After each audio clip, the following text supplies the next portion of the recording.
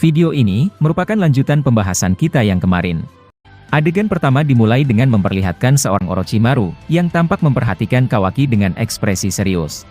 Melihat itu, Boruto tampak sedikit curiga kepada sang Sannin tersebut. Kecurigaannya mengarah kepada apakah Orochimaru terpengaruh oleh Zeno atau tidak. Boruto lalu bertanya ke Momoshiki dan mencoba mendengarkan jawabannya. Boruto berkata, "Apa yang kau lihat dari paman itu, Momoshiki?" Momochan kemudian menjawab, "Sama seperti dirimu bocah.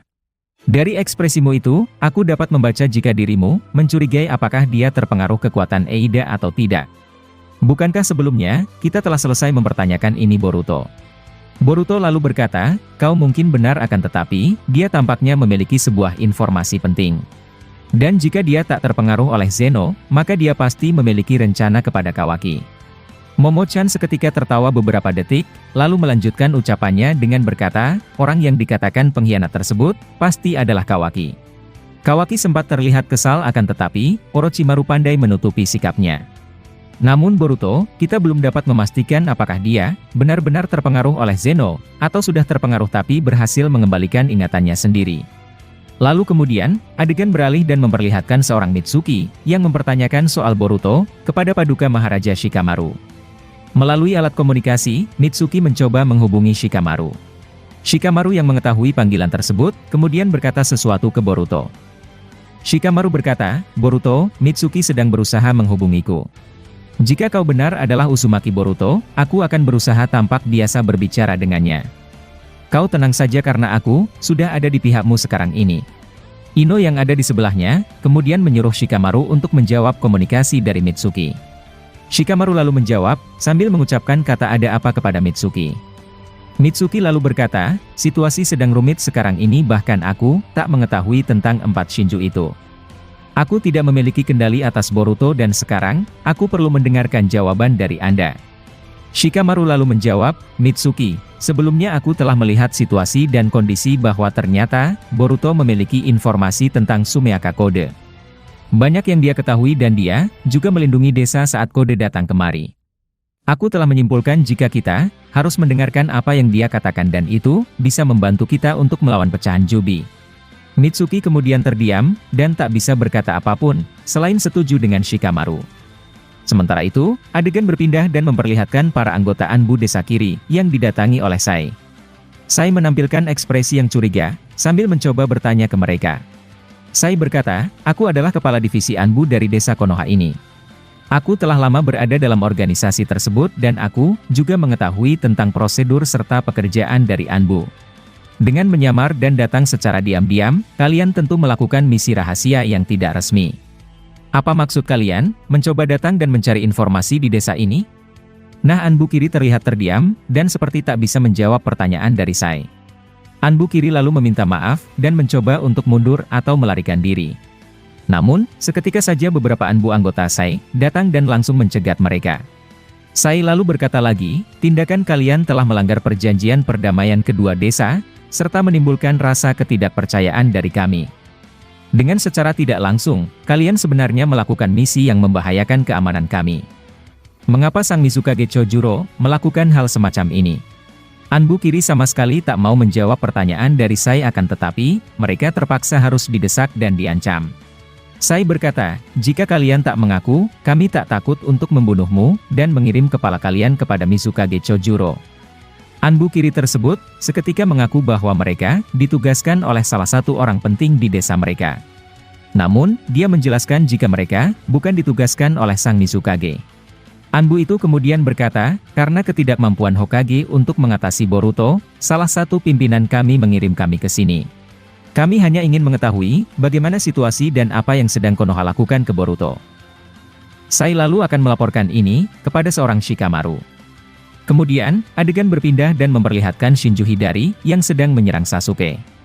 Hidari juga mengeluarkan kekuatan bola-bola api dan mengarahkan itu kepada Sasuke. Melihat itu, Sasuke langsung menghindarinya dengan cara berlari ke sisi yang berbeda. Sambil menghindar, Sasuke juga menggunakan bola api untuk melawan serangan tersebut.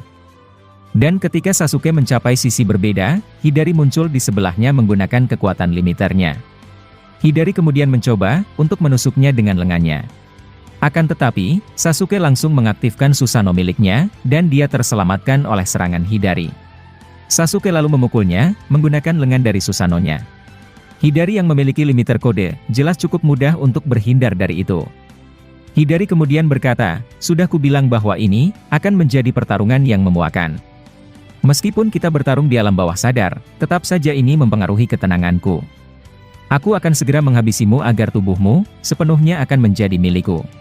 Sasuke lalu membalas ucapannya dengan berkata, "Sampai titik darah penghabisan, aku akan tetap mencoba melawanmu." Nah, seperti yang kalian ketahui, pertarungan mereka tentu berada di alam bawah sadar.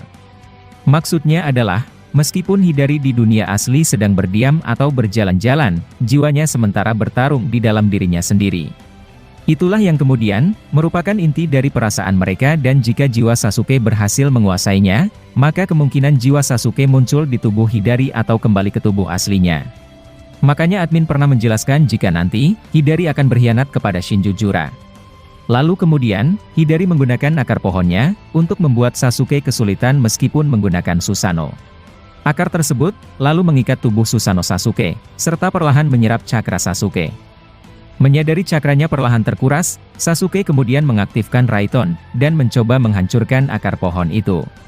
Nah, dalam keadaan seperti itu, Susanoo Sasuke perlahan menghilang akibat cakranya banyak terkuras. Melihat itu, Hidari langsung muncul di sampingnya, dan menusuk Sasuke.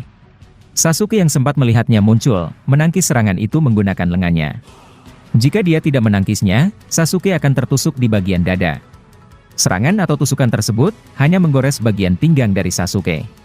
Perlahan tapi pasti, luka tersebut membuat Sasuke menjadi melemah. Hidari lalu berkata, "Sepertinya, kau mulai kehabisan akal untuk melawanku. Dengan luka itu, kau tak akan bertahan lama Sasuke. Aku kagum dengan perjuanganmu, akan tetapi, lawanmu adalah kami dan itu bukanlah lawan sepadan bagimu." Nah, saat berbicara kepadanya, tiba-tiba Shinjujura menghubungi Hidari dari tempat lain. Tubuh Hidari di dunia nyata, kemudian merespon komunikasi tersebut.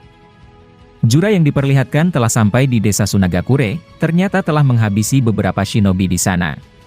Dia juga melihat bahwa banyak shinobi serta warga desa Suna telah berubah menjadi pohon suci.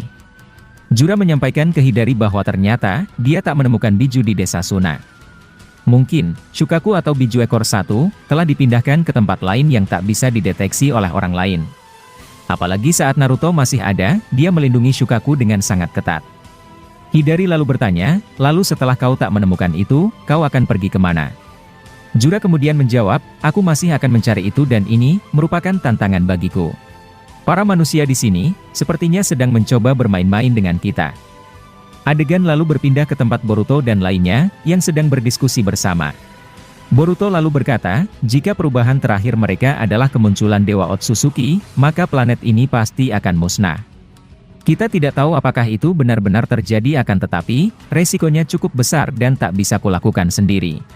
Aku berniat melindungi semuanya meskipun kalian tidak menyukaiku karena kejadian 3 tahun lalu.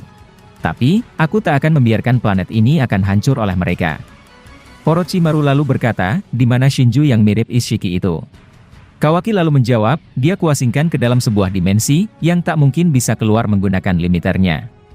Orochimaru kemudian berkata, "Apa kau yakin dengan itu, Kawaki? Jika hanya memindahkan ke dimensi lain, mereka pasti punya cara tersendiri untuk kabur." Nah, ternyata benar kata Orochimaru kalau Jura bisa keluar dari dimensi tersebut menggunakan kekuatan misteriusnya. Kawaki lalu merasa, jika Orochimaru sedang mengintimidasi dirinya. Lalu kemudian, adegan beralih dan memperlihatkan seorang Amado, yang sekarang sedang sendirian. Yang tadinya dia sedang bersama Sai, sekarang Sai ada pergi menemui anggota Anbu Kirigakure. Dalam keadaan ini, Amado bergegas menuju ruang Katasuke, lalu mencoba membuka sebuah komputer. Amado ingin mencari tahu, seperti apa proses kemunculan dari anaknya, melalui karma dari Kawaki. Nah, seperti yang kalian ketahui, kita tak tahu seperti apa bentuk fisik dari anak Amado. Dalam manga Boruto saat itu, wajah Akebi telah ditampilkan kepada kita. Akan tetapi, bisa jadi bahwa itu hanyalah sebuah wajah palsu. Dan kalau kita kaitkan dengan identitas Amado sendiri, kita tak tahu siapa dia sebenarnya. Jika dia adalah seorang Otsutsuki yang menyamar, mungkin anaknya juga merupakan seorang Otsutsuki. Jadi intinya sekarang, sebentar lagi kita akan mengetahui sebuah fakta, bahwa bagaimana seorang Amado membikin Kawaki, kemudian memunculkan atau mereinkarnasi anaknya.